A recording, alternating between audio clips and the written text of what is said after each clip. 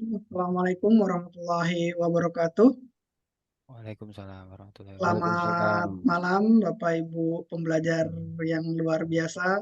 Om Swastiastu, Namo Buddhaya, salam kebajikan, salam sejahtera untuk kita semua. Bapak Ibu pembelajar IHC yang luar biasa, yang pada malam hari ini tetap semangat-semangatnya untuk tetap terus belajar dan belajar terus. Yang pada malam hari ini kita sama-sama akan belajar dan mengulang materi tentunya untuk Bapak Ibu yang sudah pernah mengikuti kelas kreatif NLP Practitioner, yang pada malam hari ini kita akan ditemani oleh master kita yang luar biasa, yaitu Master Yusdi Lastutianto. Tapi Bapak Ibu semuanya, sebelum kita mulai kelasnya, alangkah lebih barokahnya, alangkah lebih bagusnya kelas kita pada malam hari ini. Marilah kita sama-sama buka kelas ini dengan sama-sama berdoa menurut agama dan kepercayaan kita masing-masing.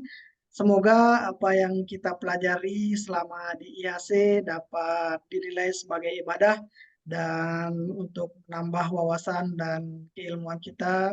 Semoga apa yang kita pelajari diterima oleh Tuhan Yang Maha Esa. Berdoa menurut agama dan kepercayaan masing-masing dimulai.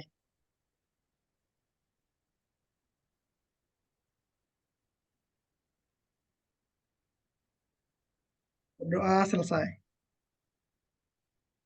Baik, Bapak Ibu pembelajar IHC yang luar biasa, langsung saja kita sambut trainer kita yang luar biasa sekali pada malam hari ini, yaitu Master Yusdi Lastutianto. Kepada Master Yusdi, kami persilahkan.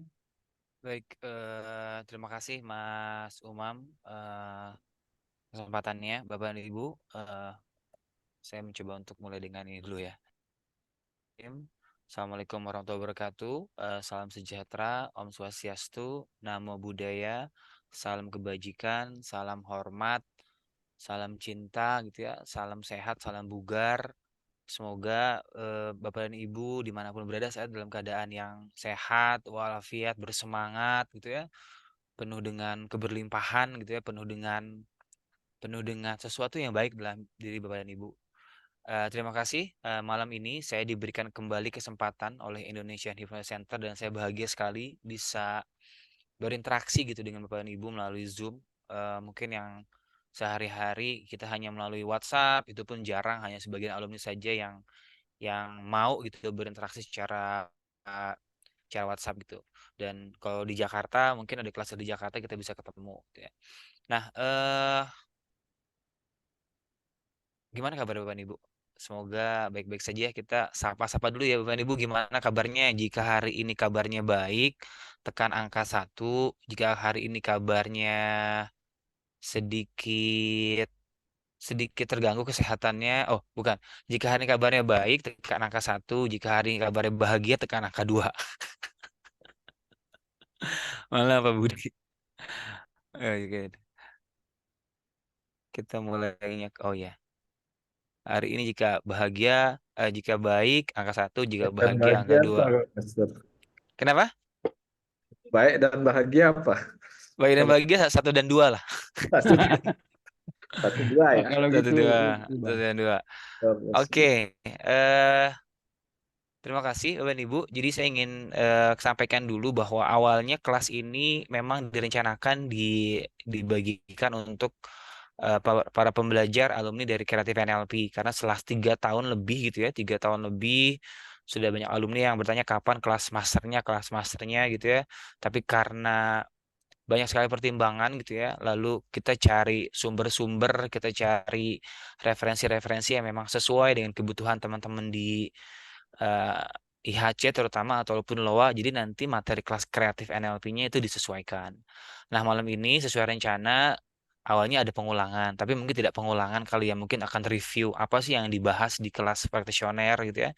Lalu mungkin nanti dari 1 dan 2 alumni itu akan bercerita pengalamannya setelah mempelajari NLP. Lalu yang ketiga nanti ada satu kajian kalau nggak salah tentang apa sih yang belum dipahami gitu kan alumni sendiri atau Bapak dan Ibu, apa sih yang ingin diketahui orang tentang NLP itu. Nah, sebelum kita masuk, izinkan saya share screen ini. Baik. Oke, kita mulai dari sini. Ini yang keluar apa Mas Umam? Slide ya? Slide Mas, mengenal Baik, NLP.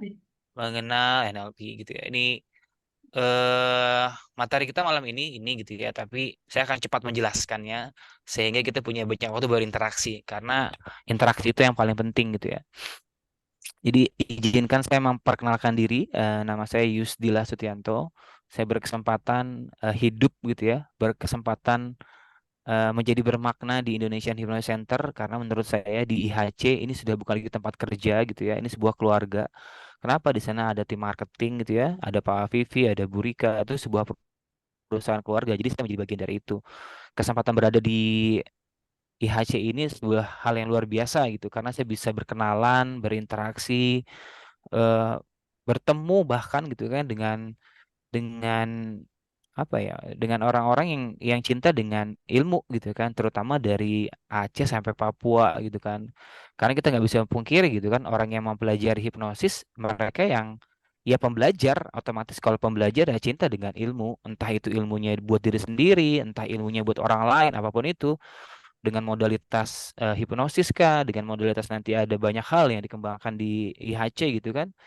Ya, jadi itu menarik buat saya sehingga saya di IHC itu diberikan ruang lah untuk tumbuh dan saya yakin eh, dalam waktu dekat gitu kan, satu ketika nanti atau satu saat nanti Bapak Ibu juga mendapatkan hak yang sama, mendapatkan kesempatan yang sama gitu, punya ruang di IHC untuk bertumbuh atau di tempat lain gitu ya, nggak harus di IHC juga. Oke, ini saya Isila Susianto di Indonesia sebagai Indonesian Hypnosis Center sebagai trainer, pernah di beberapa lembaga, lalu pengembang kreatif NLP gitu ya, kreatif NLP gitu ya, terutama di IHC dan di LOA, lalu praktisi resource terapi. Saya suka dan cinta hipnodrama, psikodrama, logoterapis, Erikson hipnoterapi, clean coaching. Saya pernah di asosiasi psikoterapi Biro Psikologi Paradigma. Hanya backgroundnya saat itu bukan sebagai apa ya, pembelajar psikologi gitu ya, tapi memang pemberdayaan diri, micro expression. Saya terdaftar di ACT UWC, manajer mutu di LSPKHI, sekretaris di bidang organisasi DPP PKHI, trainer di BNSP, asesor, plus master G coach. Nah, saat ini pun saya diberikan lagi tuh kesempatan untuk belajar psikologi di Universitas Buana Perjuangan.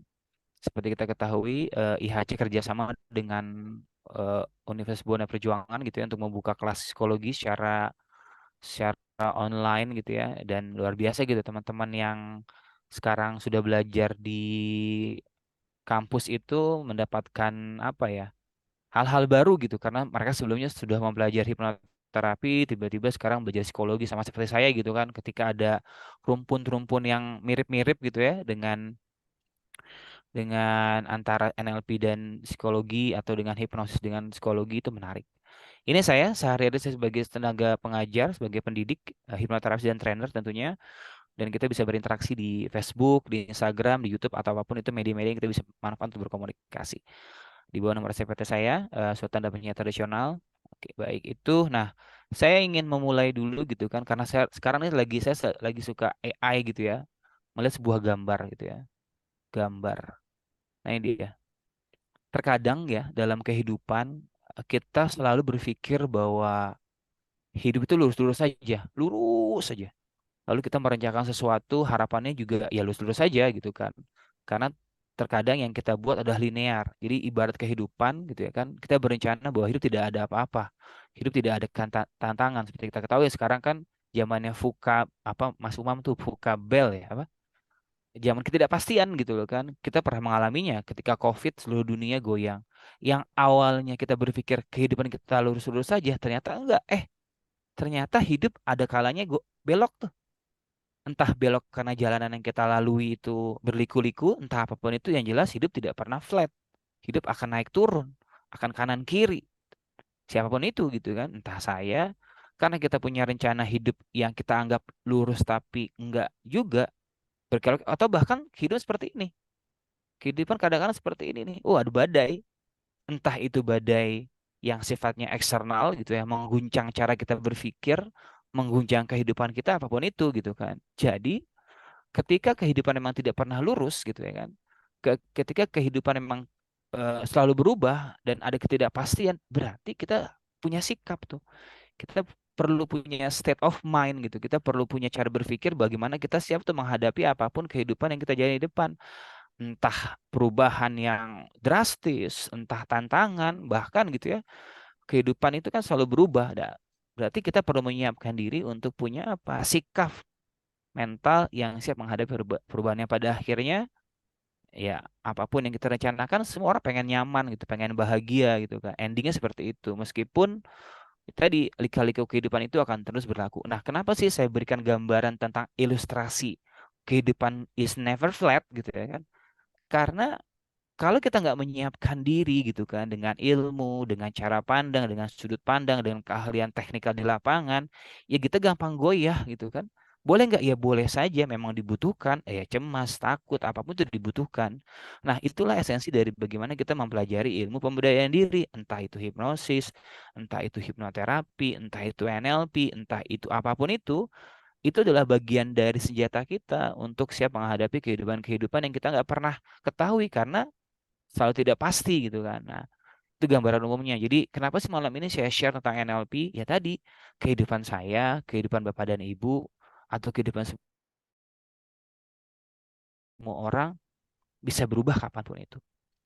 Baik, nah saya ingin memulai satu quotes gitu ya, yang berhubungan dengan NLP dari pengembang NLP aslinya gitu ya, namanya Richard Bandler, yang mengatakan bahwa bahasa adalah kunci pemahaman. Pernah diberikan kata-kata dalam benaknya dia nggak bisa ngomong gitu kan, artinya kata-kata yang tersimpan dalam memori jangka panjang kita, kata-kata yang tersimpan dalam pikiran bawah sadar kita, istilahnya kalau pakai hipnosis gitu ya, tentu akan berpengaruh tentang bagaimana cara pandang kita terhadap diri sendiri, cara pandang kita terhadap kehidupan, orang tua, apapun itu. Jadi bahasa adalah penentu. Orang yang tidak pernah belajar bahasa Inggris gitu ya, otomatis ada keterbatasan memahami bagaimana pola interaksi dalam bahasa Inggris. Orang yang tidak pernah belajar bahasa Arab seperti itu, atau orang yang tidak pernah mempelajari bahasa-bahasa yang dia tidak ketahui, ya tadi ada keterbatasan dalam pola pikirnya. Jadi bahasa adalah kunci pemahaman pikiran dan hati manusia. Ya, ini quotes yang dikembangkan oleh Bandler. Lalu saya ingin masuk ke sebuah quotes tentang refleksi saya gitu kan mempelajari NLP. Saya belum lama mempelajari NLP, baru mulai mempelajari tahun 2013. Sekarang pun masih baru sekali dan NLP sampai saat terus berkembang, terus berkembang. Karena evergreen. Kenapa evergreen dibutuhkan? Jadi kalau sekarang Bapak dan Ibu mempelajari NLP sama kayak hipnosis gitu ya, nanti 10 tahun lagi itu lagi aja apa tekniknya. Bahkan sekarang dunia kampus gitu kan sudah masuk nih NLP. Kalau kita belajar di kelas-kelas kita ulik gitu ya, kampus-kampus yang psikologi, konseling, dia ada materi-materi NLP ini dengan nama psikologi komunikasi. Bahkan ada yang ekstrim. Ada satu kampus yang dia mata kuliahnya NLP. Wah, menarik ya. Jadi artinya jangan sampai ketinggalan gitu kan. Jadi refleksi saya adalah ketika seseorang mempelajari NLP, membuat dia mampu menata pikirannya, membuat dia mampu memilih responnya sehingga dia dapat berkomunikasi secara efektif dengan dirinya sendiri itu ya dan orang lain. Seperti kita ketahui, kita tidak pernah tidak bisa berkomunikasi. Kita punya mini personality, kita punya ego state gitu ya. Kita punya pemikiran-pemikiran yang tersimpan di pikiran bawah sadar kita. Berarti apa ya? Dunia kita tuh dunia nggak pernah istirahat gitu, apalagi pikiran bawah sadar ya. Seperti kita ketahui Bapak dan Ibu, pikiran bawah sadar adalah dunia yang tidak pernah istirahat. Dari mulai bangun pagi dia sudah bekerja. Oke, siang bahkan pagi-pagi berangkat kerja orang sudah berpikir nanti siang makan apa ya? Dia sudah berpikir. Atau malam makan apa ya? Gitu ya. Saat kita tidur menjelang tidur dunia itu pun tetap bekerja tuh subconscious mind. Nanti pas tidur bekerja lagi tuh dengan mimpi. Berarti sungguh luar biasa ya penciptaan manusia gitu ya dari Tuhan gitu ya kan. Ada satu semesta gitu bahasanya apa ya? Ada satu dunia dalam otak kita gitu ya yang tidak pernah berhenti gitu. Dia akan bergerak terus. Nah, olah pikir dengan modalitas apakah itu hipnosis, dengan modalitas apakah itu NLP yaitu ya berhubungan bagaimana orang menata apa yang ada di memori jangka panjangnya sehingga dia mampu berkomunikasi oke dengan dirinya sendiri dengan orang lain atau memilih respon ideal terhadap situasi eksternal. Nah, apa sih itu NLP gitu ya? Saya percepat ya, tadi NLP adalah bidang studi interdisipliner yang menggabungkan antara pengetahuan neuroscience, neurolinguistik, neurobiologi, psikobiologi, psikologi bahasa apapun itu jadi satu rumpun di situ. Dulu sebelum ada NLP ada satu gerakan yang di situ ada beberapa tokoh-tokoh psikologi, ada Abraham Maslow, ada Virginia Satir, ada Fritz Perls, ada siapa? Albert Klosowski gitu ya. Ada tokoh-tokoh kan gini. Dulu awal-awal berkembangnya psikologi itu dari Wilhelm Wundt gitu ya. Saya lupa namanya Wilhelm Wundt. Lalu tapi tokoh yang paling fenomenal dalam dunia psikologi adalah Sigmund Freud. Ya, dia yang mengangkat bahwa manusia itu punya sebuah dunia yang di dalamnya ada banyak pengalaman-pengalaman. Nah, Freud sebenarnya adalah tokoh yang mengangkat kaum perempuan tuh. Karena dulu zaman-zaman dulu gitu ya dalam dunia medical, Sarko namanya mengatakan bahwa ada pesawat eh orang-orang yang mengalami histeria, trauma gitu kan psikosomatis hanya dialami oleh kaum perempuan karena mereka bermasalah di kandungannya. WOM namanya, histeria. Tapi kata Freud enggak, bahwa masalah traumatik, psikosomatis itu bukan dari fisiologis, bukan, tapi ada sebuah dunia gitu ya yang tidak pernah berhenti, unconscious mind. Nah, itulah muncul pertama kali itu. Nah, di zaman berkembangnya Freud gitu ya dengan psikoanalisis gerakannya itu kan banyak sekali orang berpengaruh dan itu sangat strong. Dia mengatakan bahwa segala sesuatu dalam bentuk psikoterapi itu ya berhubungan dengan masa lalu. Dan ini dikatakan oleh Freud gitu ya sama pengembang psikoanalisis bahwa Freud bukan sebagai terapis. Freud adalah ilmuwan. Beda beda ya. Freud bukan sebagai psikoterapis, tapi Sigmund Freud mendeklar bahwa dirinya adalah ilmuwan. Nah, di zaman itu, zaman-zaman psikoterapi dengan pendekatan psikoanalisis itu lama, 6 bulan, 8 bulan karena orang dianalisis tuh pemaknaan-pemaknaan dia terhadap kehidupan. Lalu ada gerakan ya namanya Human Potential Movement. Gerakan awal di tahun 1930-an yang mengatakan bahwa oh kalau orang mau berubah itu ya kita nggak perlu ngulik-ngulik masa lalu gitu ya. Itu diawali oleh Abraham Maslow. Jadi kita nggak perlu ngulik-ngulik masa lalu karena ya masa sudah masa lalu gitu kan. Nah, gerakan itu mengatakan bahwa ketika orang mau berubah, ya kita berubah apa yang ingin berubah di masa depan. Nah, namanya Human Potential Movement. Dia mengatakan salah satunya adalah bahwa peta berpikir tuh nggak akan pernah sama gitu ya. The map is not territory. Itulah presuposisi atau pemikiran pertama dari NLP yang mengatakan bahwa cara berpikir kita nggak akan pernah sama. Makanya kita perlu menghargai. Karena peta berpikir kita, bahasa yang kita gunakan adalah sesuatu yang kita gunakan untuk merespon dunia berpikir kita. Nah, gerakan Human Potential Movement itu mengalami kebuntuan. Kenapa Nanti kebuntuan? bisa workshop kalian. Jadi langsung dicoba.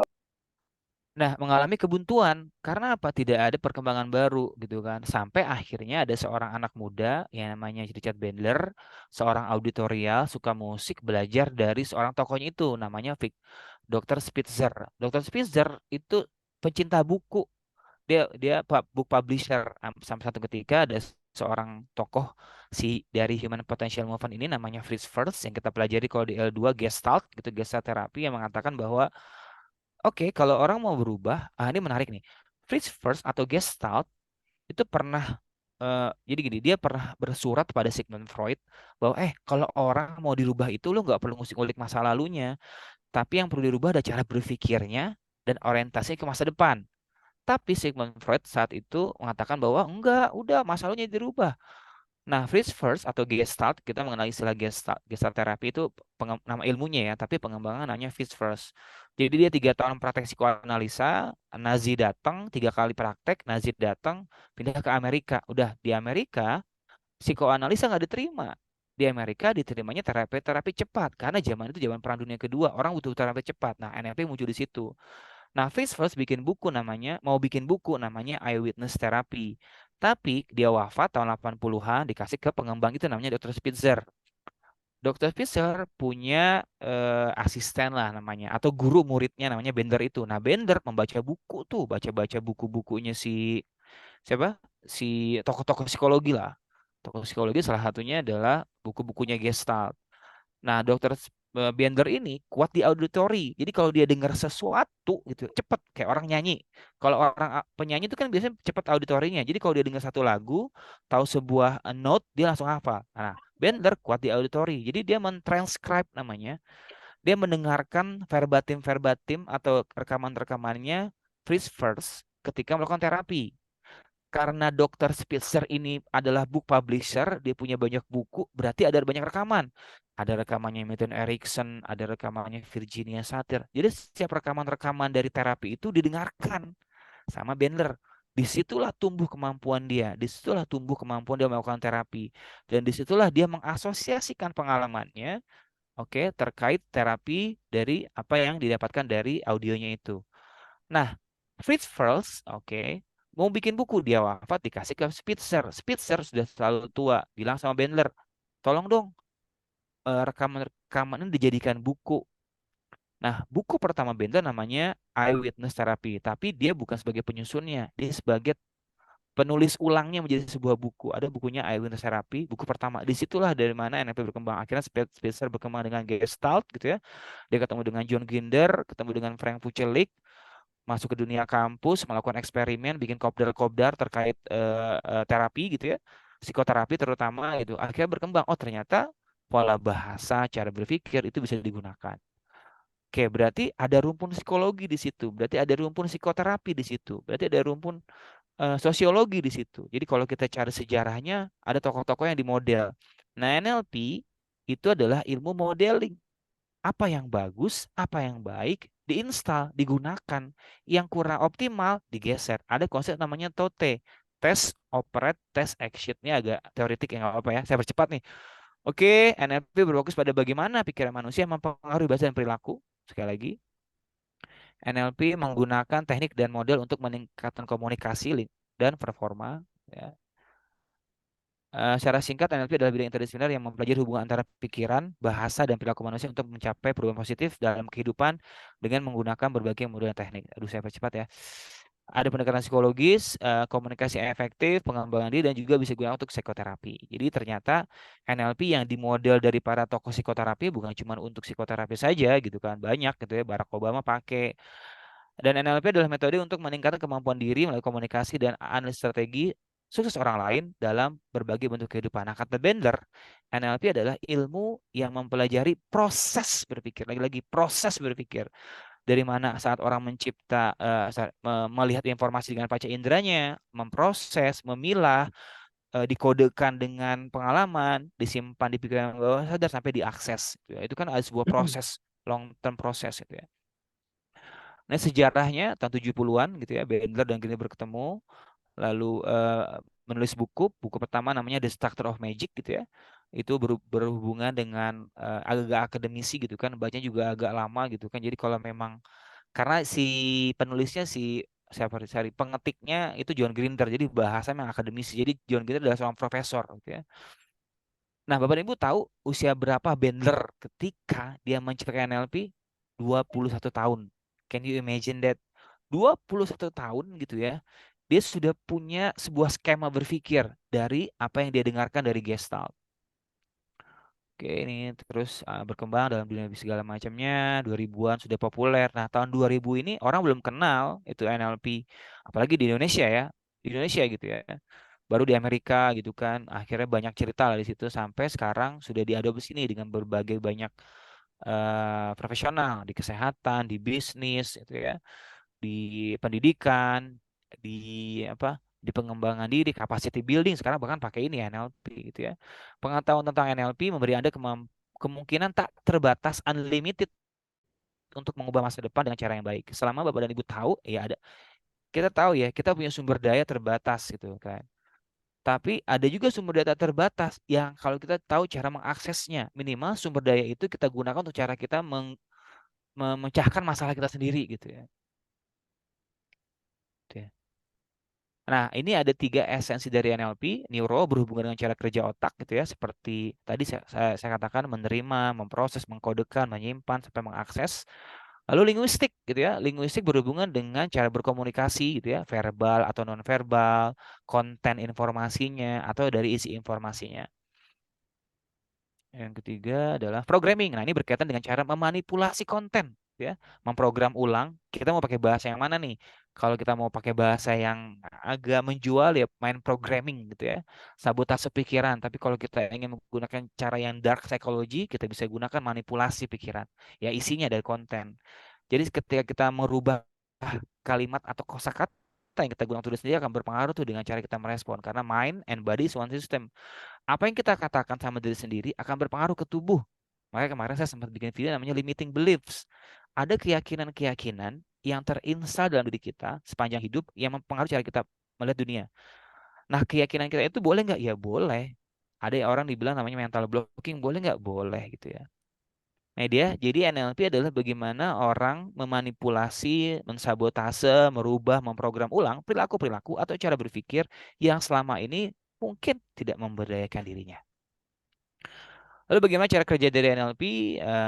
Kalau sebagai linguistik gitu ya, kita mengobservasi pola bahasanya. Saya nggak mampu, saya nggak bisa, saya nggak mungkin bisa, karena itu pola bahasa itu berarti ada keyakinan tuh. Nggak mungkin aku bisa jadi hipnoterapis, kok aku gagal ya. Nah, linguistik itu kan bagaimana peta berpikir kita gitu kan, kita observasi gitu ya.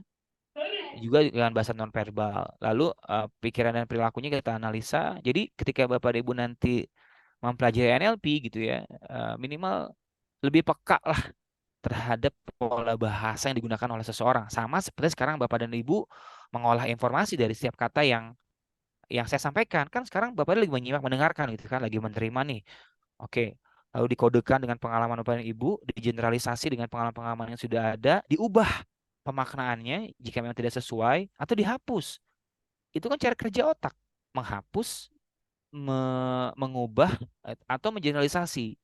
Kalau kita nggak punya kemampuan untuk mengubah gitu ya kan sebuah informasi, wah kita bisa stres tuh. Makanya di hipnosis ada namanya area kritis. Nah, area kritis adalah bagaimana kita memilah-milah informasi sebenarnya. Sama seperti di NLP juga ada kajiannya itu.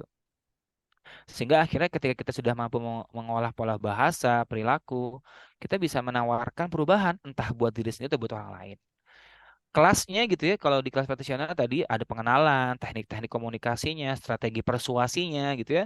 Karena ini dimodel dari tokoh-tokoh psikoterapi, ya berarti banyak sekali teknik komunikasi yang digunakan gitu kan.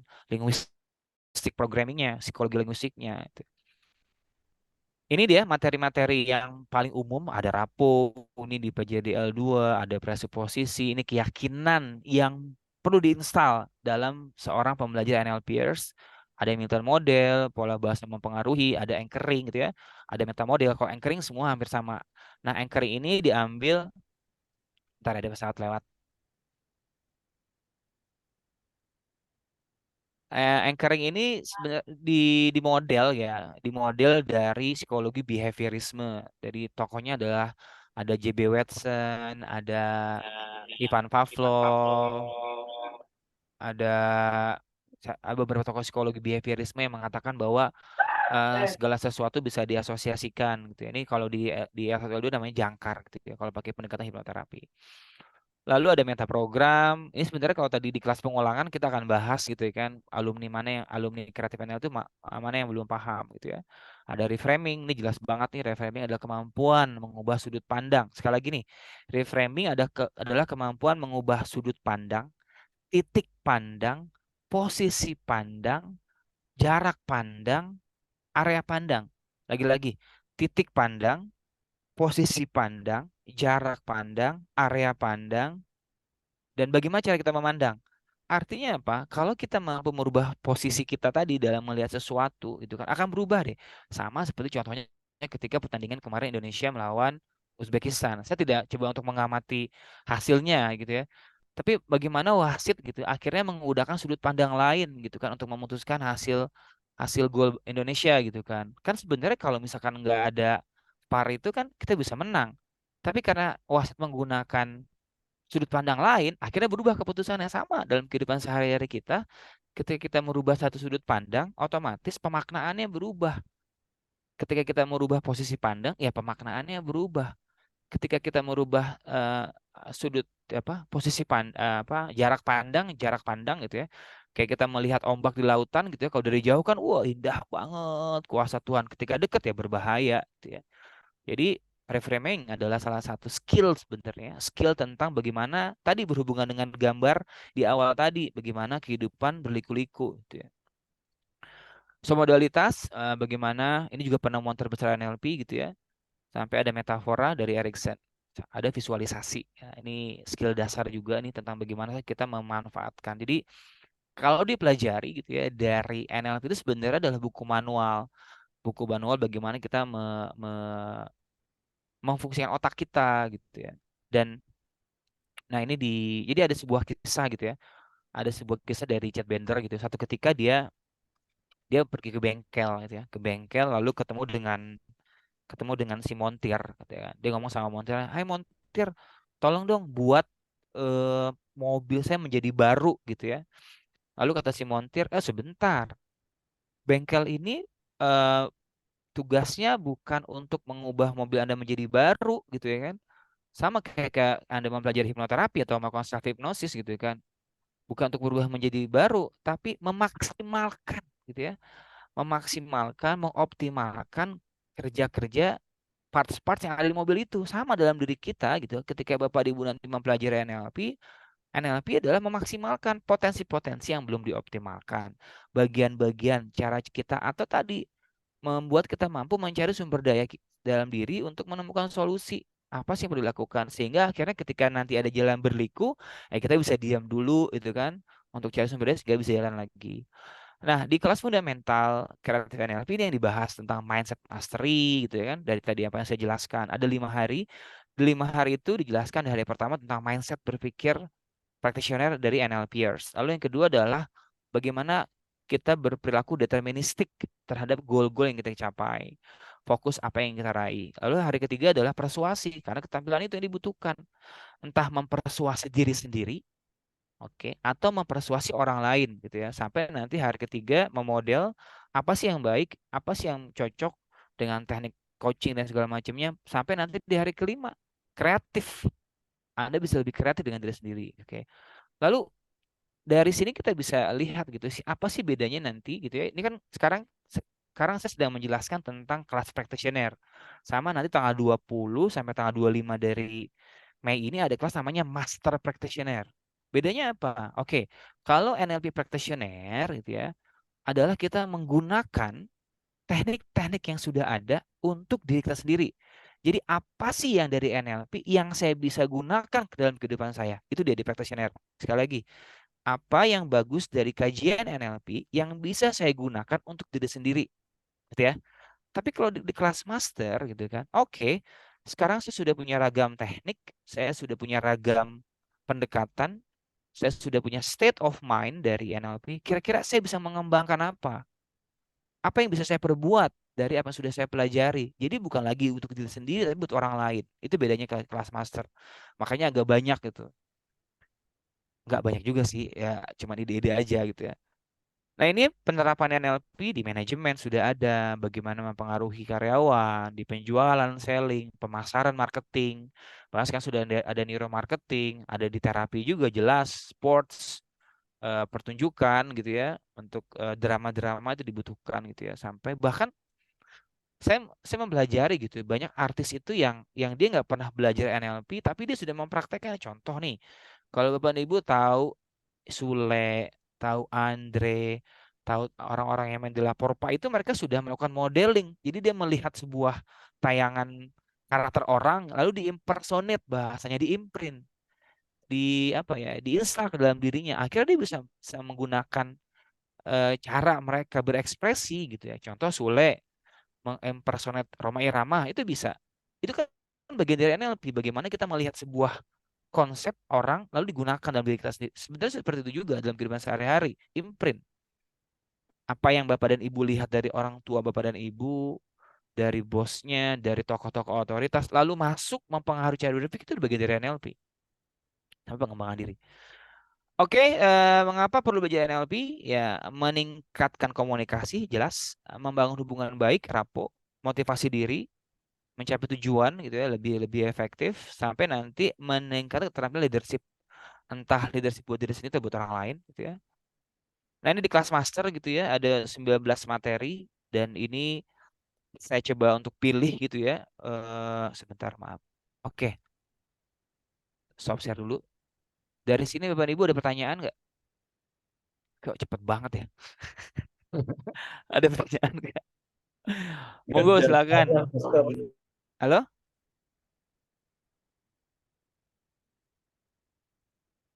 Oke, sebelum sebelum lebih jauh gitu kan Bapak Ibu, monggo jika ada pertanyaan terkait apa yang saya sampaikan tadi, mungkin kalau tadi kelasnya yang ikut adalah kelas alumni Creative NLP Professional, saya akan lebih lama menjelaskan apa teknik-teknik yang muncul gitu. Silakan jika ada pertanyaan. Kita berinteraksi dulu deh. Karena slide tinggal 2 lagi nih rupanya nih cuman 1, 2. Oke. Mas Imam agak cepat nih sekarang nih. Silakan Bapak dan Ibu. Ada yang ingin ditanyakan dari NLP itu apa sih? Mohon Kita izin Mas Nur mau nanya. ya Ini kan saya lagi newbie di hipnotis itu ya, belajar itu sebenarnya bedanya sama NLP itu apa, Master? Masih baik. bingung. Ini kan kayaknya kan masih olah pikir gitu ya, kayak meriset apa ya masa lalu, cara pandang, mindset dan lain sebagainya. Itu bedanya apa, Master? Matur nuwun. Baik, terima kasih Bu Rati, pertanyaannya menarik sekali. Jadi gini, hipnosis itu ya adalah pendekatan psikoterapi yang paling lama karena antara psikologi dan hipnosis itu lebih populer hipnosis dari tahun 1700-an oleh Franz Anton Mesmer. Lalu 1 abad kemudian ada namanya James Braid menggunakan istilah neurohipnologi atau hipnosis. Lalu tahun 1900-an hipnosis itu masih dipakai. Karena apa? Itu pendekatan yang digunakan untuk memandu orang lain terapi. Dokter yang menggunakan hipnoterapi atau hipnosis ada namanya Sarko. Sarko dia punya rumah sakit namanya Salpatier di Prancis. Jadi tahun 1900-an ada 2 tokoh pengembang hipnosis, ada Bernheim sama satu lagi saya lupa tuh. Jadi Bernheim. Lalu ada Sarko, seorang dokter, ada Bernheim. Nah, di tahun 1900-an itu adalah awal pertama kali hipnosis akhirnya dipelajari oleh Freud. Jadi Sigmund Freud pernah belajar dari Sarko, seorang dokter yang menggunakan hipnosis, sama juga si Bernheim ini. Namanya Nancy School, namanya Nancy School. Oke. Berarti hipnosis, oke, adalah pendekatan psikoterapi, oke, adalah sebuah ilmu yang digunakan untuk pendekatan psikoterapi. Itu firm ya, firm. Lalu tahun 1800-an, 1900-an ada tokoh nih namanya Milton Erickson, seorang psikiater gitu ya, yang dia menggunakan hipnosis untuk dirinya sendiri. Ada konsep namanya age regression. Bu, saya coba untuk dari awal dulu ya, saya nggak tiba-tiba akan membedakan dulu. Jadi agar nanti Ibu tahu apa sih bedanya NLP sama hipnosis gitu ya. Lalu si Erickson ini adalah tokoh yang memanfaatkan age regression buat dirinya sendiri. Jadi Milton Erickson pernah sakit polio, Bu. Tubuhnya nggak bisa bergerak. Jadi benar-benar diem gitu kan. Nah, lalu dia menggunakan autosuggestion. Dia ngomong sama tubuhnya, "Hai tubuhku, kembalilah kamu muda kembali, sehat kembali." Di situ dia berkomunikasi dengan tubuhnya. eh, Pendekatan namanya neurobiologis. Jadi antara mind, oke, body, and cell is one system. Jadi kalimat-kalimat afirmasi yang digunakan oleh Milton Erickson berpengaruh ke tubuhnya. Sampai polionya sembuh, Erickson bisa mengayuh. Nah, form lagi tuh hipnosis, sebuah ilmu. Hipnosis bisa digunakan untuk terapi. Lalu tahun 1800-an tadi Bu, ada 2 orang ini Bu. Namanya 3 orang sebenarnya, ada Bender sama si Grinder. Dia memodel Bu. Hipnosis yang digunakan oleh Milton Erickson ini dipelajari lah Bu ya, dipelajari dan digunakan. Berarti NLP itu hadir muncul dari pendekatan hipnosis. Sama sebenarnya. Bahkan kalau nanti Ibu mempelajari hipno, di pendekatan NLP juga ada hipnosis. Makanya di kelas master itu ada namanya trance work. Jadi apa bedanya? Ya mirip-mirip Bu tentang bagaimana perubahan mindset, perubahan mental, perubahan cara berpikir. Hanya bedanya gitu ya. Pola linguistiknya lebih banyak di NLP ini. Kosakatanya lebih banyak dibandingkan hipnosis. Karena hipnosis pernah ada di zaman kegelapan, di mana seorang psikoterapi, seorang juru hipnotis dibilang namanya operator. Maksudnya apa? Saya menjembatani untuk bisa berkomunikasi dengan pikiran bawah sadar saya. Saya sebagai seorang hipnotis, saya adalah jembatan agar orang juga bisa berkomunikasi dengan pikiran bawah sadarnya. Konsep parts terapi, ego state terapi itu bagian dari hipnosis. Di NLP juga ada, Bu. Jadi kalau pertanyaan apa bedanya, sama-sama gitu kan, sama-sama dua-duanya digunakan untuk bisa berkomunikasi dengan pikiran bawah sadar, memprogram ulang agar seseorang punya pemikiran yang baru.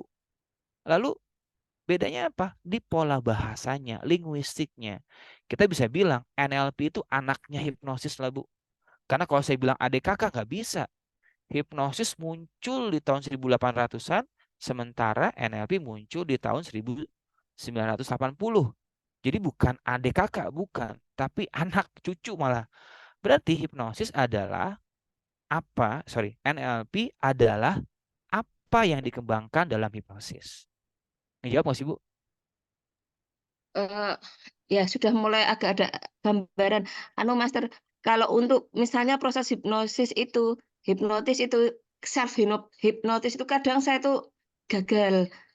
Apakah kalau dari sudut pandang NLP itu karena ada gangguan bahasa atau linguistik itu ya, saya komunikasi dengan diri saya sendiri, misalnya untuk sehat, untuk sembuh, tapi kok ini kok nggak sembuh-sembuh, misalnya kalau dari pengalaman yang tadi ceritakan polio bisa sembuh, nah ini kan lebih ringan, tapi kok saya melakukan self hipnosis itu kok nggak berhasil. Apakah saya itu gagal berkomunikasi dengan alam bawah sadar saya sendiri?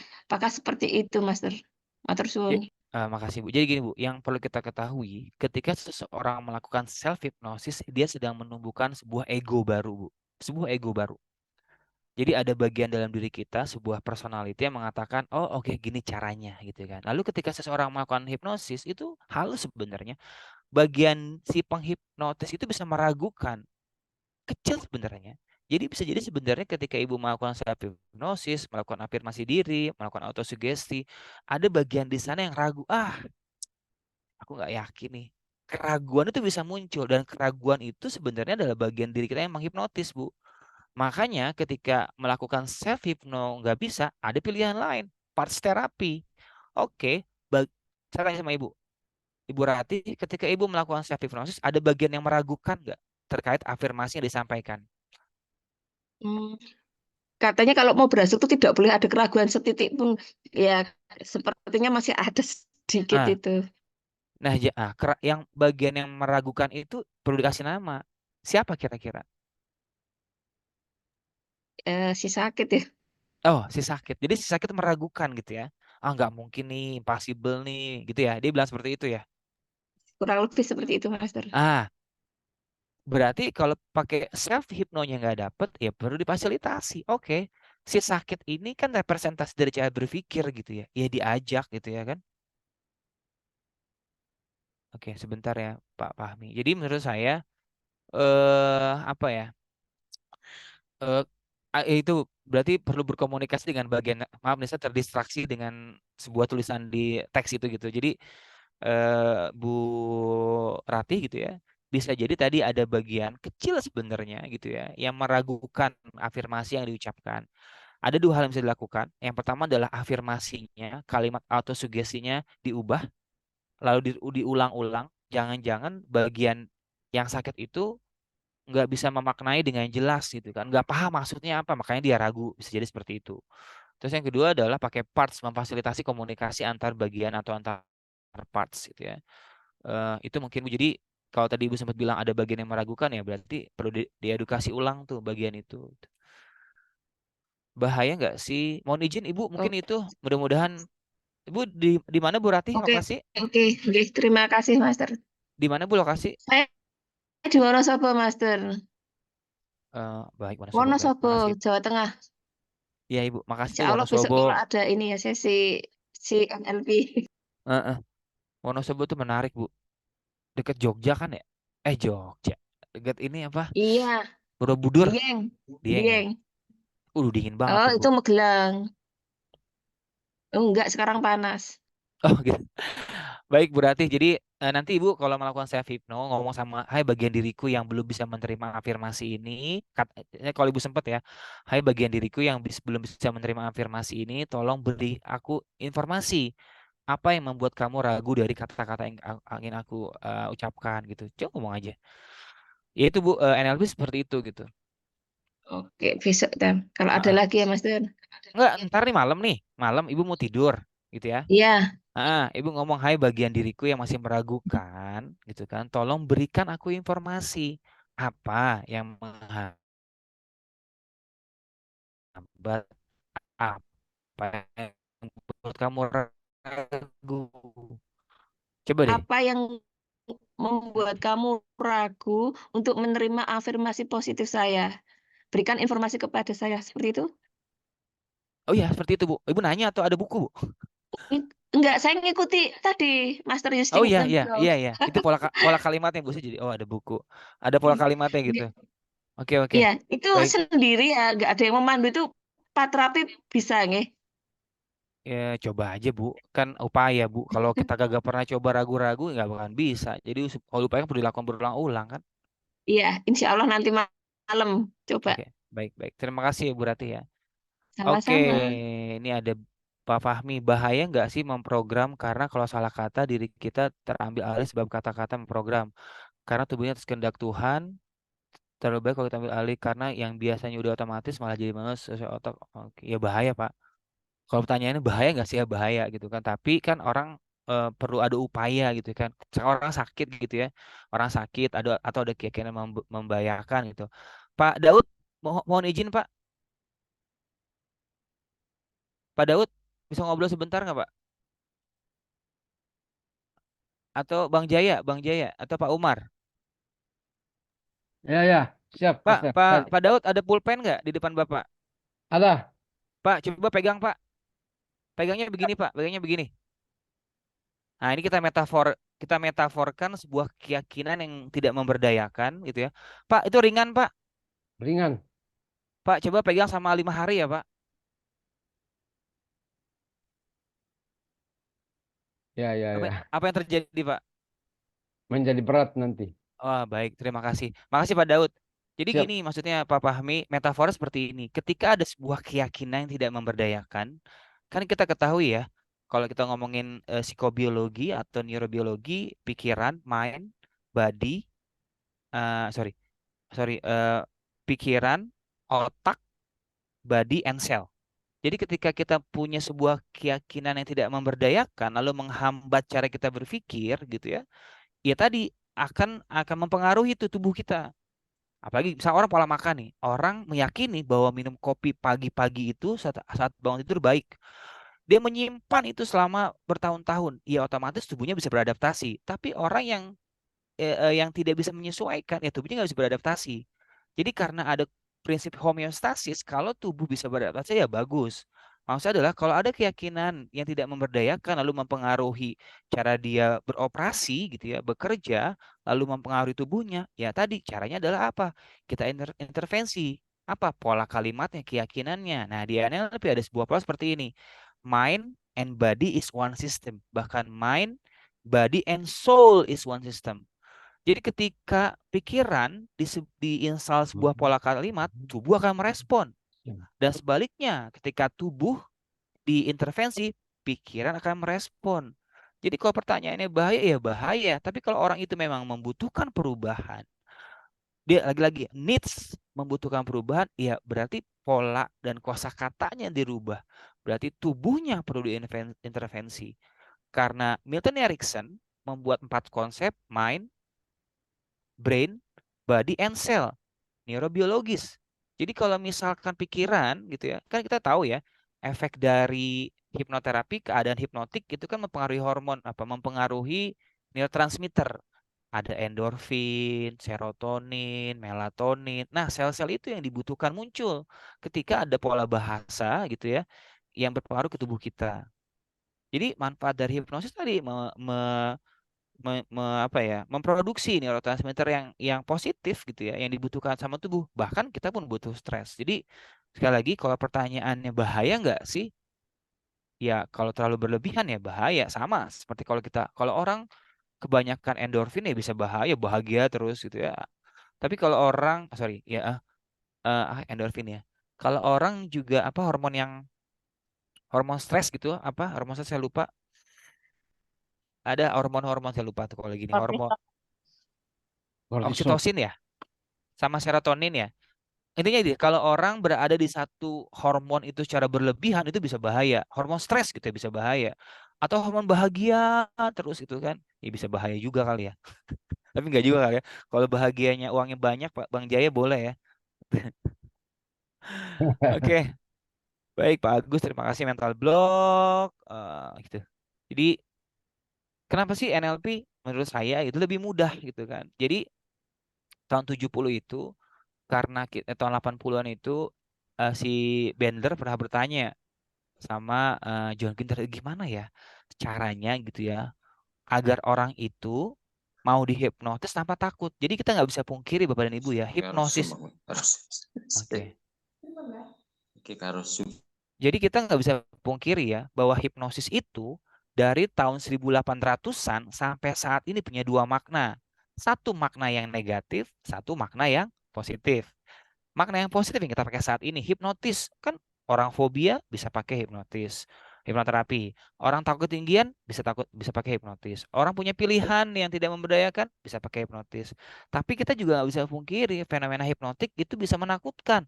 Misalkan orang ditipu, kan main confusion, kondisinya hipnotik. Orang lupa, kondisinya hipnotik. Orang jatuh cinta, kondisinya hipnotik. Karena hipnotik punya makna yang berbeda di setiap peta berpikir orang-orang, bertanyalah Bandler, gimana ya caranya kita bisa menghipnotis orang tanpa orang itu takut? Sekali lagi, bagaimana caranya kita bisa mau menghipnotis orang lain tanpa orang itu mengeri gitu kan? Oh, ada. Muncullah konsep namanya di NLP six step reframing yang dimana itu hipnosis banget.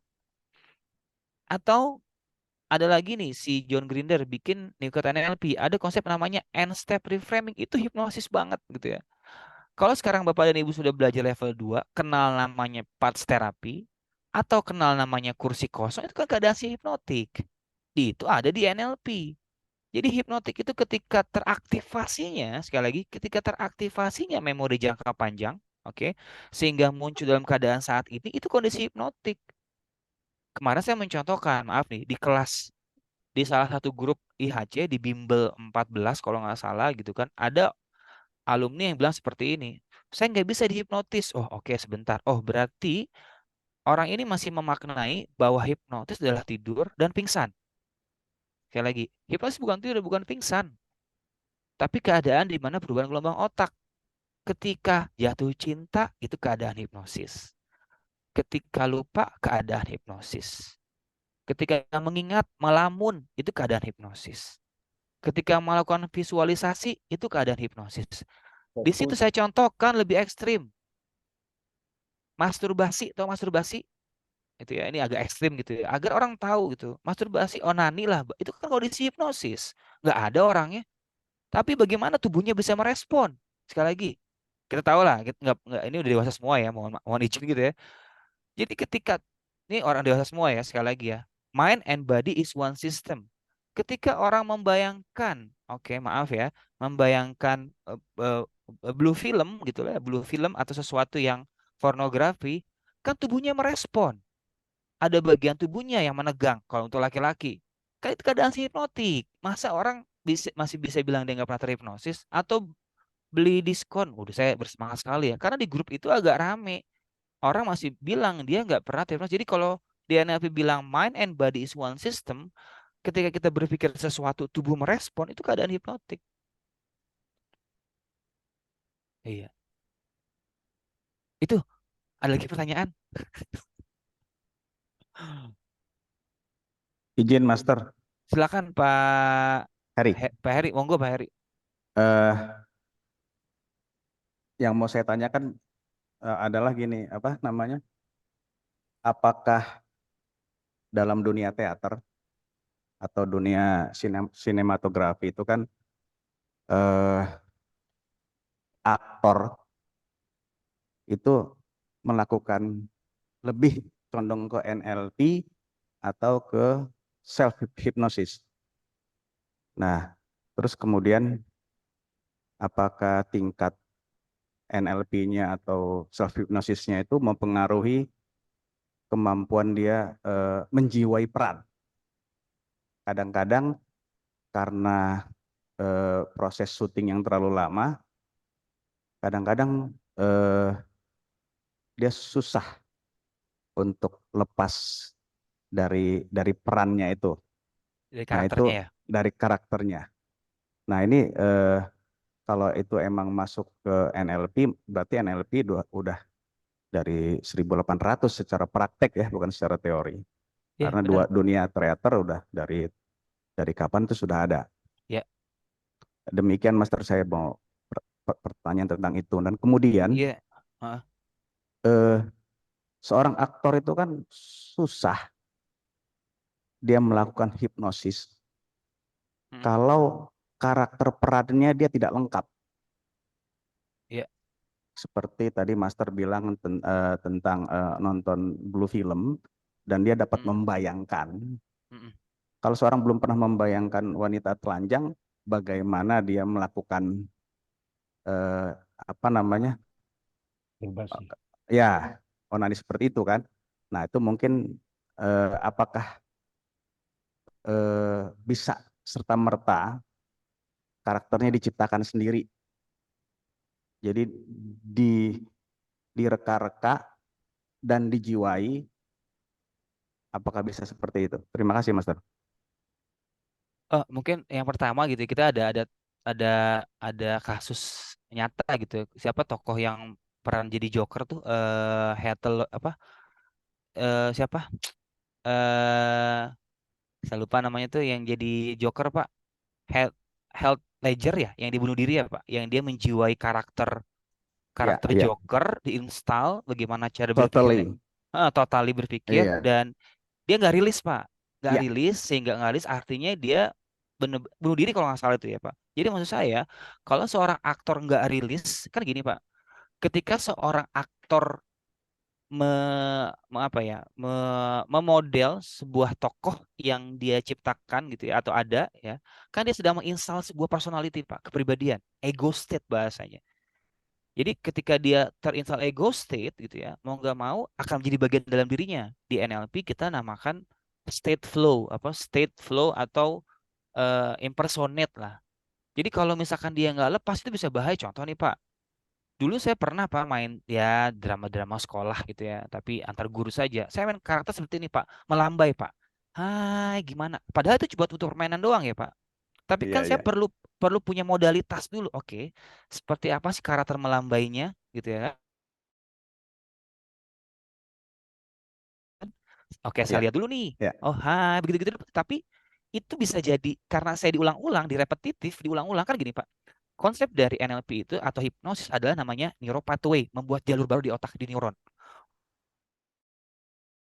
Oke, saya mampu. Terus akhirnya ketika terhubung, ada sebuah struktur baru. Ini neuroscience-nya. Ketika struktur baru itu menjadi bagian dalam diri kita, berarti karakter yang kita install, entah bentuknya visual, entah itu audio atau kata-kata, akan tersimpan, Pak, rapi. Tapi apakah dia gemuk ataukah kurus? Jangan-jangan karakter Joker yang ada di Heath Ledger itu dia kokoh, Pak. Sama. Sekarang ketika Pak Harry belajar hipnoterapi atau hipnotis di level 1, kan saat itu di hari itu sudah ada si penghipnotis dalam diri Bapak. Sudah tahu tahapannya induksi, pre-talk. Jadi si penghipnotisnya sudah ada, tapi masih kurus.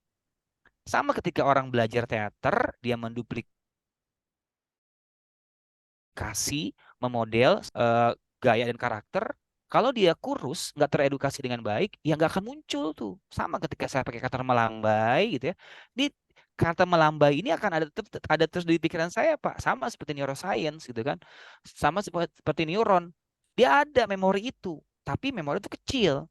Sama seperti saya main gitar dulu. Saya waktu SD main gitar gitu kan. Nah, di otak saya ada memori itu. Cuman karena saya nggak ulang-ulang, saya nggak latih, ya memorinya ada tapi kecil dan nggak bisa difungsikan. Dia tersimpan jauh di pikiran bawah sadar. Jadi ketika diakses itu lama. Beda kalau misalkan di neuron jaringan sarafnya besar.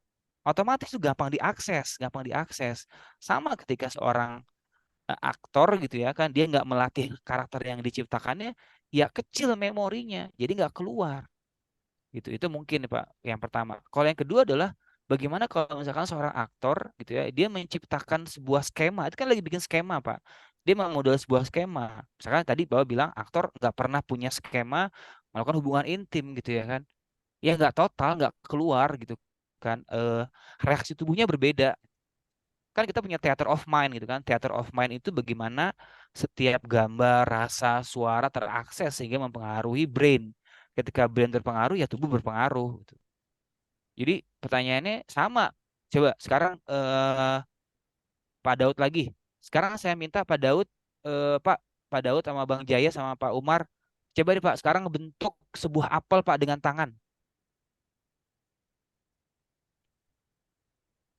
Gimana? Seperti itu ya bentuknya. Pak Daud, apelnya warna apa? Warna hijau. Oh, hijau. Bang Jaya apelnya warna apa? Warna ungu, Mas. Warna ungu. Pak Umar, warna apa apelnya? Warna merah.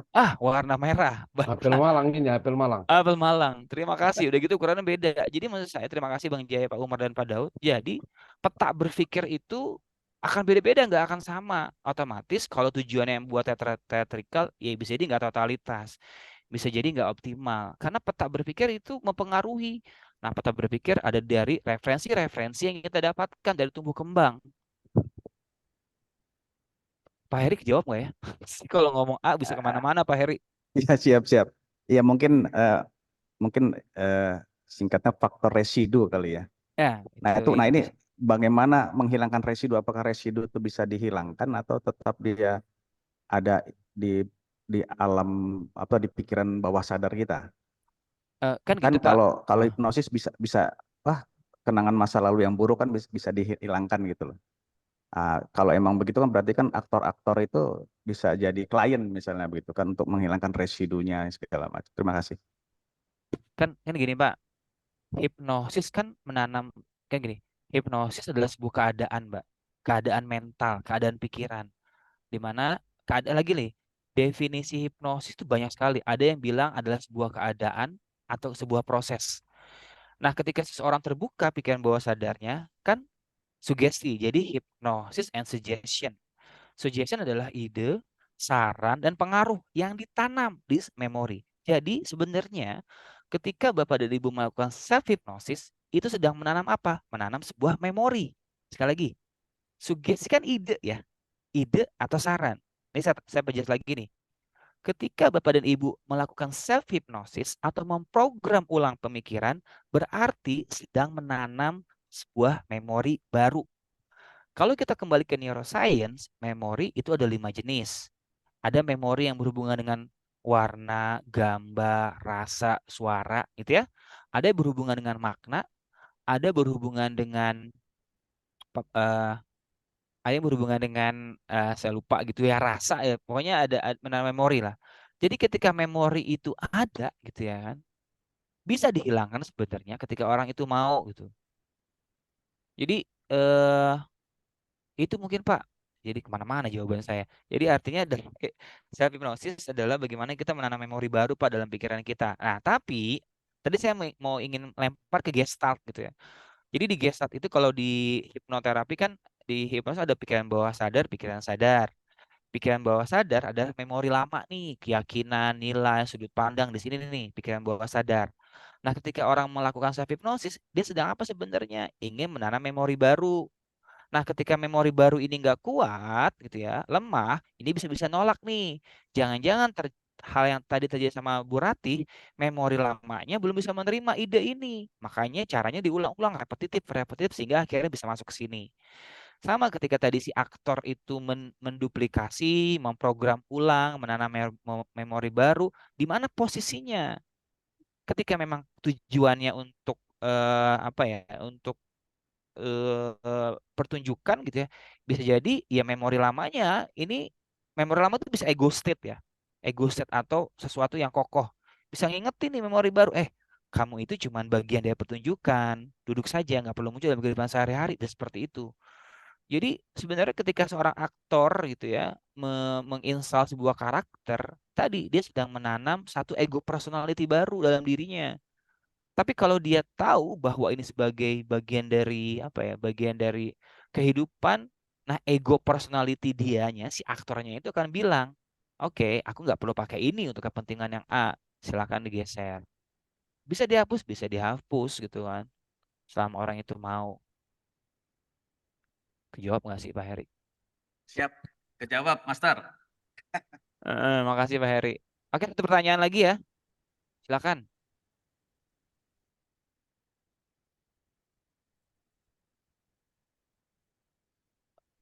Nggak ada ya? Oh, nggak ada, nggak apa-apa. Kita kasih penjelas nih. Sekarang saya ke sini ke tadi. Ah, ini dia. Tadi kan kita sudah mempelajari ya, apa sih tujuan orang mempelajari NLP, meningkatkan komunikasi, membangun hubungan lebih baik. Sebenarnya ada satu kata gitu, hampir dari semua bentuk kan psikoterapi adalah orang punya pemaknaan baru, lalu orang berfungsi ideal dan merespon ideal segala sesuatu di luar dirinya atau dalam dirinya. Jadi kalau dia harus marah ya marah. Jadi itulah bentukan-bentukan dari psikoterapi. Nah, ini kelas di master NLP practitioner gitu ya. Ini agak banyak gitu ya. Saya mencoba untuk merangkumnya nanti di eh, 5 hari itu, 1 hari itu 4 materi gitu ya. Atau mungkin 5 materi. Ada materi-materi yang sifatnya praktikal. Jadi kalau Bapak Debu yang mungkin yang pernah belajar sama saya, gaya belajarnya ada seorang tender banget, ada teorinya dulu. Habis teori itu nanti demonstrasi, habis demonstrasi itu nanti ada praktek berpasangan melalui Zoom gitu ya. Sampai nanti ada supervisi dan evaluasi gitu ya. Ini di kelasnya apa prinsipnya yang dari tadi sudah saya sampaikan, lalu ada set elicitation, ada advanced modeling, base meme model, neurojulical level, empowering state, ada meta state. Ini meta state berkembang baru lagi nih. Ada neurosemantik, ini saya duplikasi dari meta NLP, mind lines, reframing, meta question, mind hacking, connecting gap pattern, trance work. Ini ya, nah trance work ini hipnosis. Gitu ya. Ada hypnotic phenomena, subconscious anchoring, advanced meta program, coaching, self canvassing. Ini sebenarnya umum sekali gitu. Cuman memang rata-rata nanti kalau Bapak Ibu belajar di kelas master itu pasti beda-beda materinya. Paling ada pengulangan lagi karena inti dari NLP di kelas practitioner ya. Nah, ini yang saya sampaikan bonus mungkin nggak saya sampaikan semua bagaimana NLP digunakan untuk mengatasi namanya JAD, General Anxiety Disorder, kecemasan gitu ya. Kemarin saya otak-atik gitu ya dan saya gunakan untuk diri saya sendiri tentunya sama beberapa klien gitu ya. Jadi pertama adalah reframing dulu, merubah keyakinan bahwa saya bisa, saya mampu. Kalau kemarin Bapak Ibu sudah melihat yang limiting beliefs, di situ ada kajiannya. Yang kedua adalah visualisasi. Bayangkan ketika Anda mengalami kecemasan, bayangkan ketenangan. Gitu ya, visualisasi penting. Lalu ada ini pakai CBT, kita nggak bisa pungkiri ya.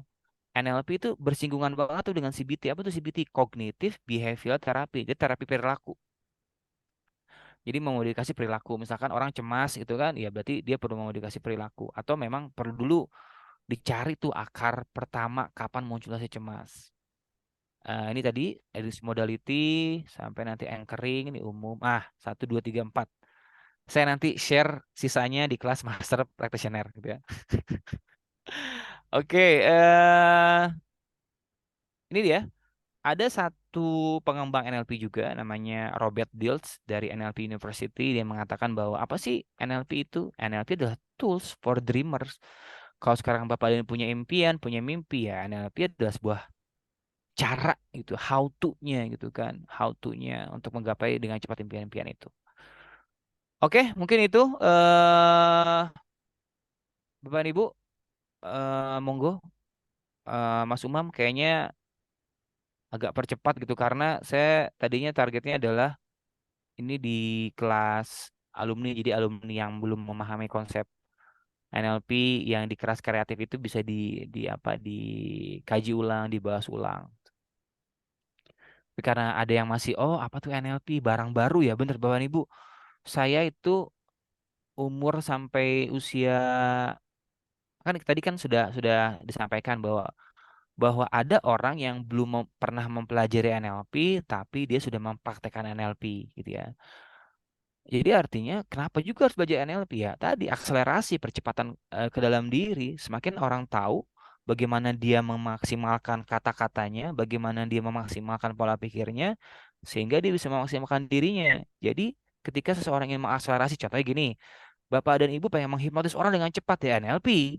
Karena dengan NLP kita bisa menghipnotis orang tanpa tertidur, tanpa memejamkan mata bahkan. Gitu ya. Karena memang hipnotis kan bukan tidur gitu ya. Ter apa tuh Pak Fahmi, terstimulus terstimulus. Oke, monggo monggo, ada pertanyaan?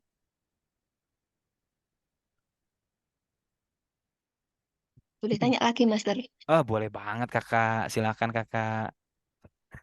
Kemarin tuh kan saya mencoba ini apa menghipnotis kakak saya, kan tak bilang kan dia ya konsepnya kalau hipnotis itu kan sebentar tak matiin dulu nih HP nih.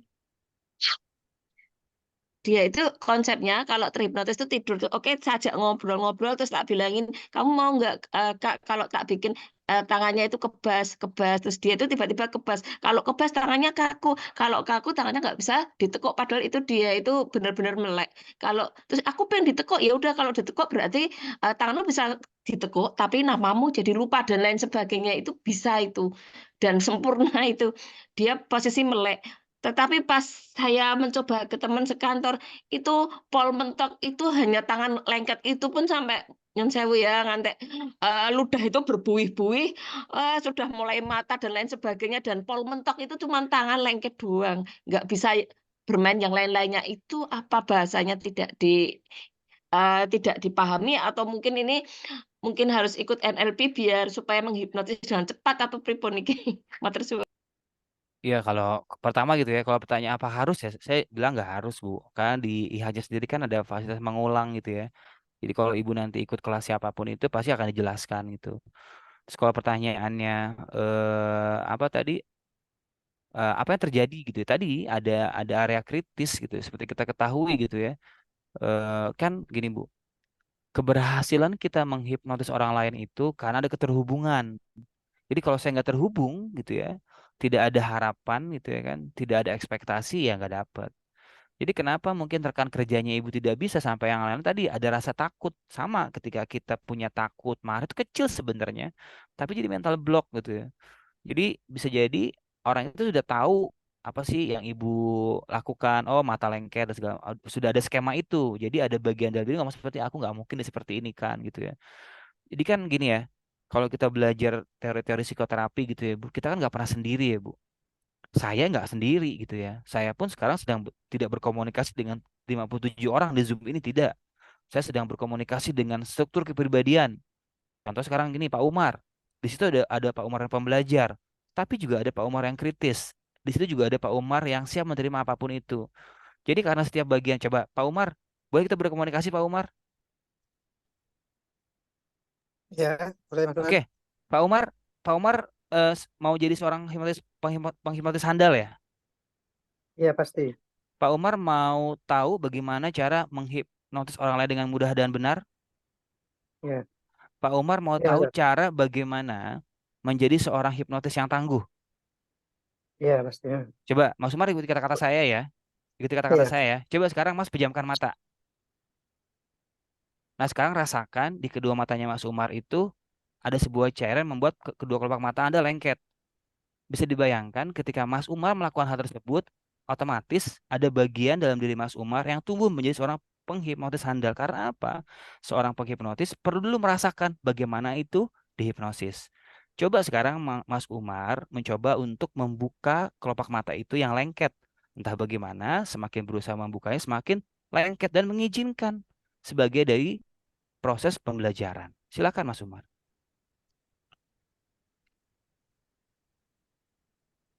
Lengket Mas Umar? lengket.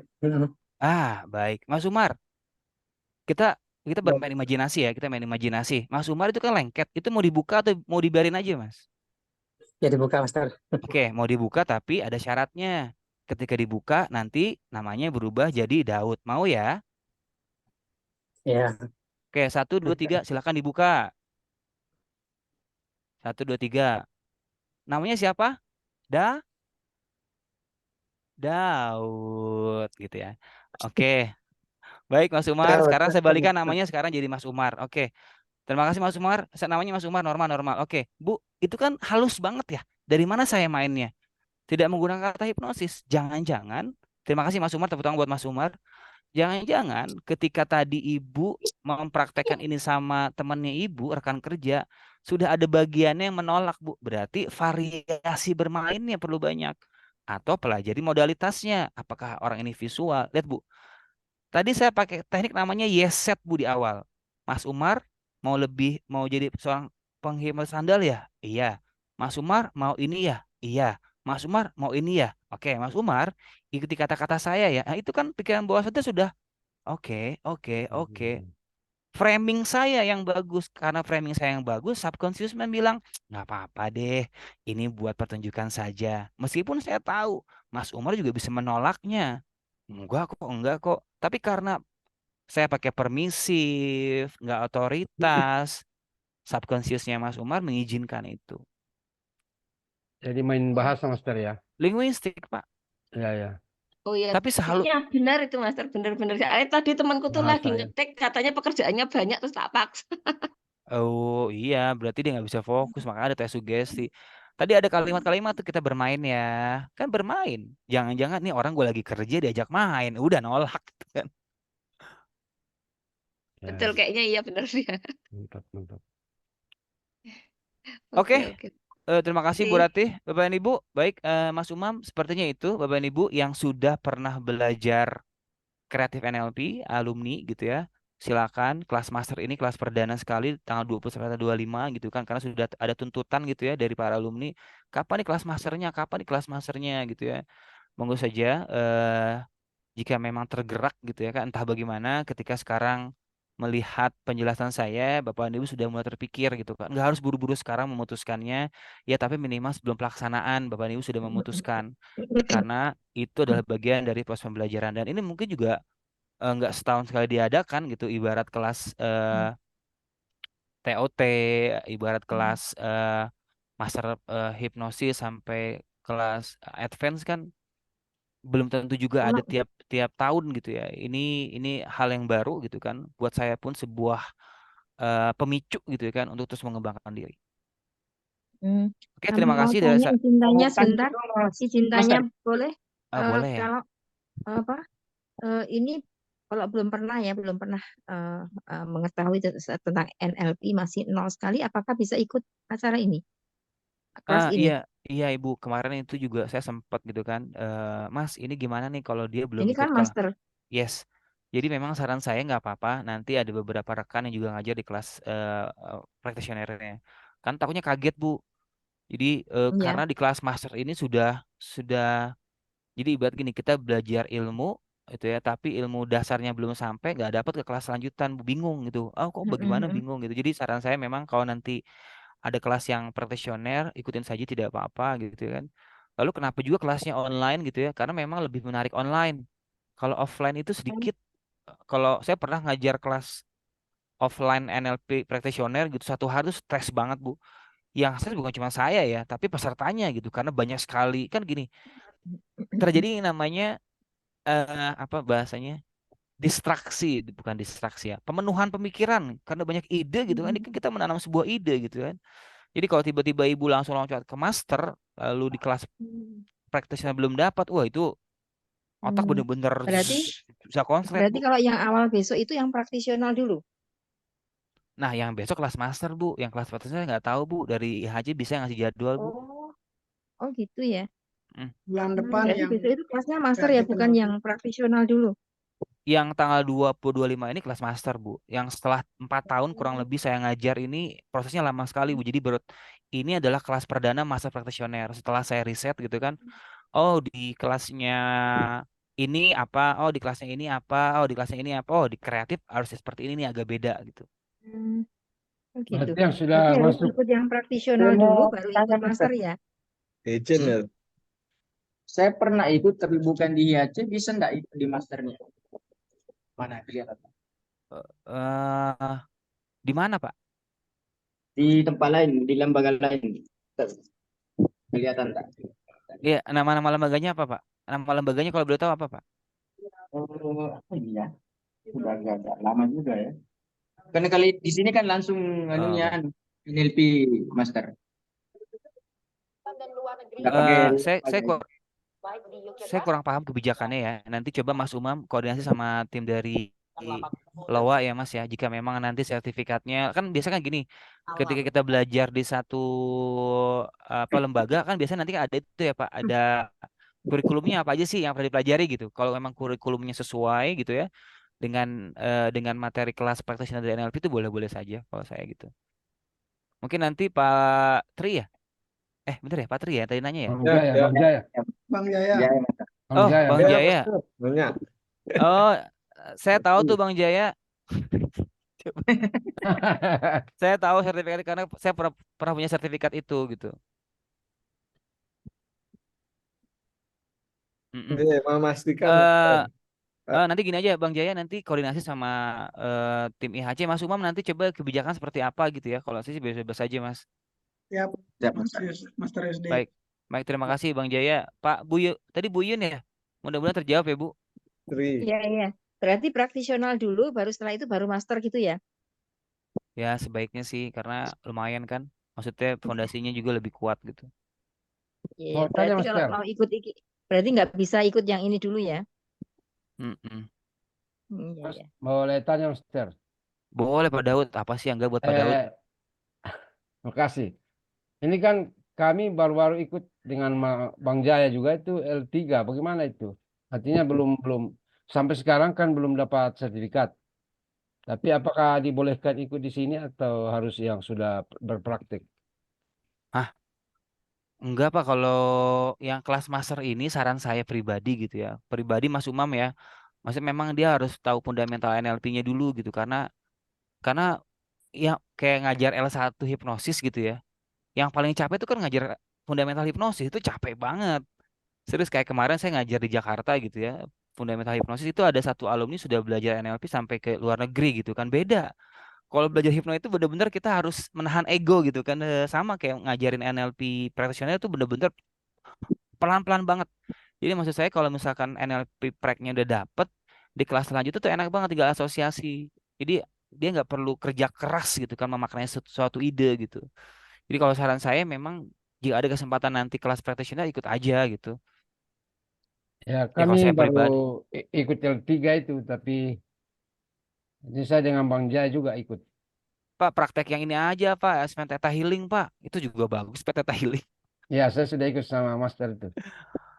Iya Pak, aduh kalau saran saya Pak, bener deh Pak kalau ngajar kelas practitioner itu bener-bener harus pelan-pelan gitu kan.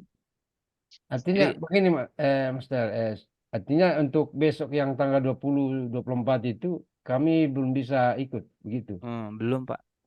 Oh Enggak ya. Pak, bukan belum bisa karena sayanya nanti Pak yang kasihan Pak, bener deh Pak. Kasihan itu gini, serius. Jadi di kelas itu ada alumni yang sudah dapat idenya, tapi saya harus mengulang lagi. Oh begini loh, kan saya kerja keras si pesertanya yang sudah ikut kelas yang belum itu juga kerja keras dong. Dia akan cari referensi-referensi gitu kan. Ya. Nah ini karena materi pun kemarin fokus di setiap hari itu ada kelas-kelas yang kalau kita lihat gitu ya di slide-nya gitu ya. Di slide ini kan lumayan ini kan materi-materi pengulangan sebenarnya. Nah, itu jadi ada neurosemantik gitu. Neurosemantik pun kalau misalkan orang belum memahami konsep neuro NLP-nya agak jauh tuh. Ada lagi main lines. Ya menyesuaikan lah. Kalau saran saya sih nanti Pak kalau ada kelas NLP practitioner gitu diikutin. Siap, siap. Makasih Pak Daud. Sama Master. Itu Pak Juli nanya tuh biaya kalau nggak salah yang paham biaya itu IHC gitu ya. Kalau saya pengembang gitu ya, pengembang materi dan saya praktekkan buat diri sendiri gitu kan. Jadi kalau nggak salah berapa biaya Mas Umam tuh?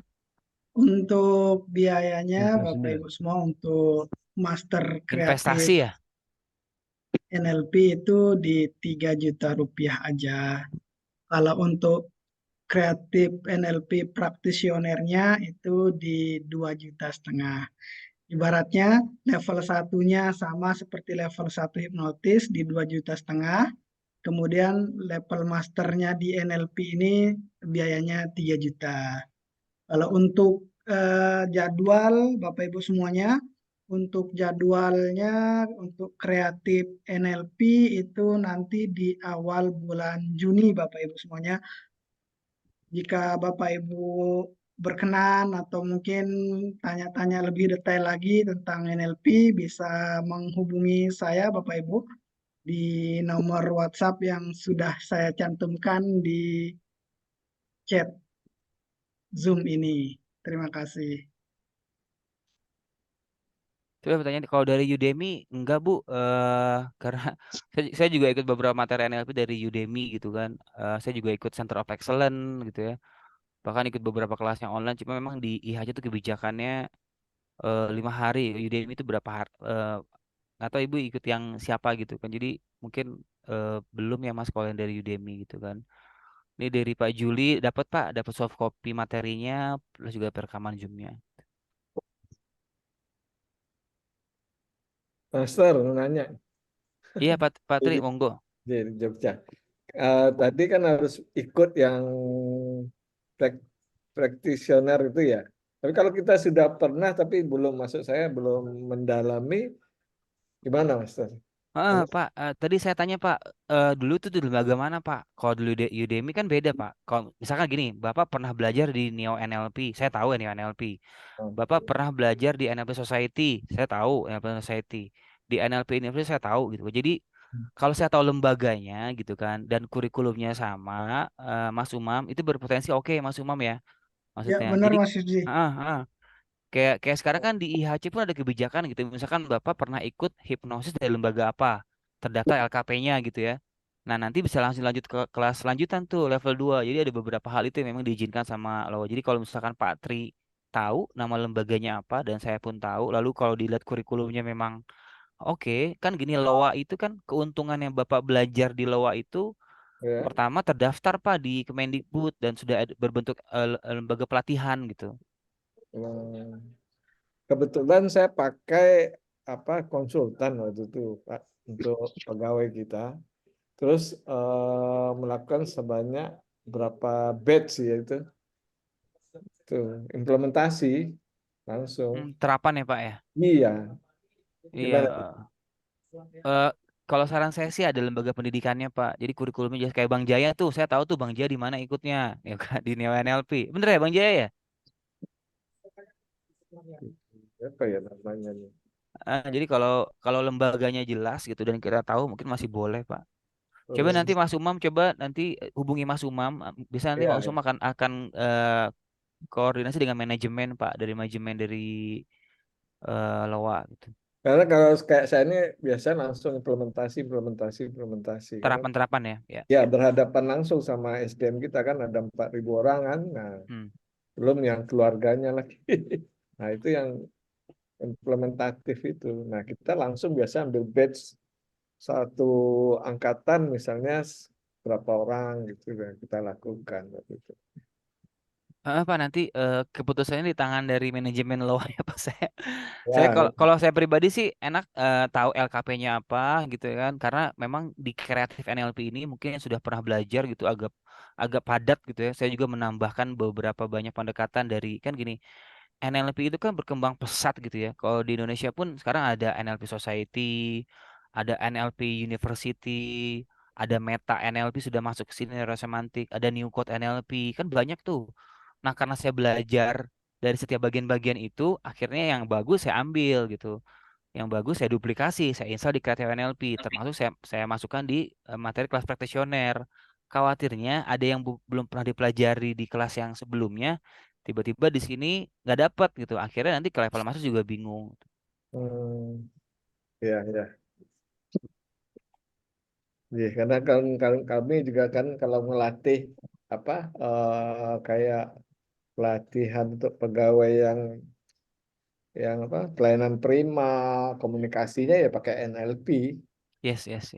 Karena kan komunikasi yang lebih ya, bagaimana kita tadi yang dibilang Master menyampaikan sesuatu, kan sebenarnya orang di hipnotis itu tidak tidur. mengarahkan orang apa yang kita inginkan. Iya. Kita jualan kan, ya, kan gitu sama saja. Mungkin itu Oke. kalau boleh saya ikut ini. Iya, Karena iya. kami mau implementasikan soalnya udah rutin.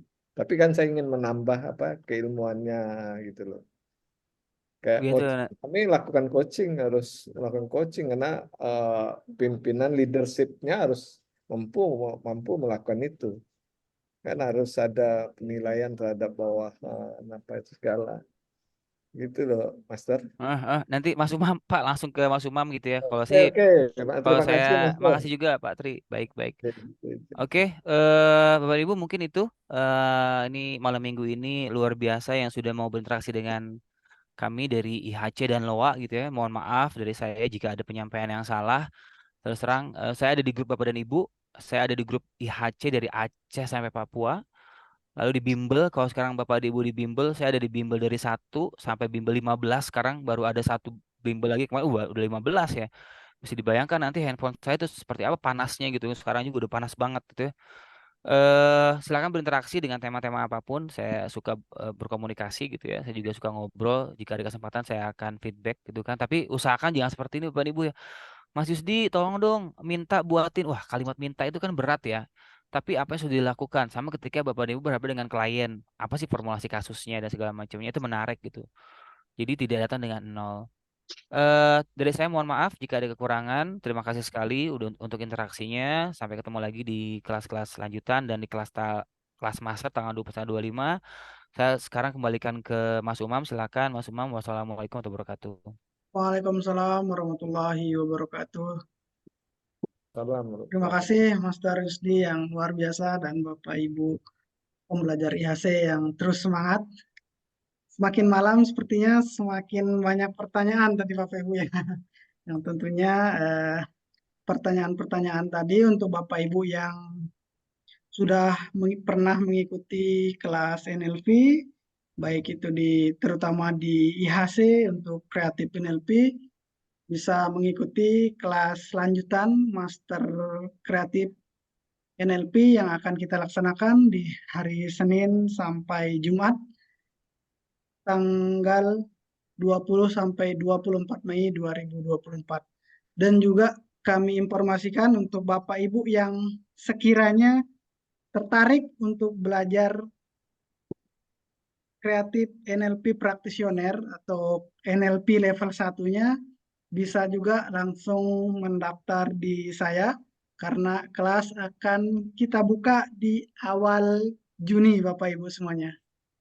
Mungkin karena pertanyaan dan sesi tanya jawab sudah kita laksanakan tadi, maka kita berada di penghujung acara Bapak Ibu semuanya. Dengan berakhirnya materi dan tanya jawab tadi, maka berakhir pula kelas kita pada malam hari ini.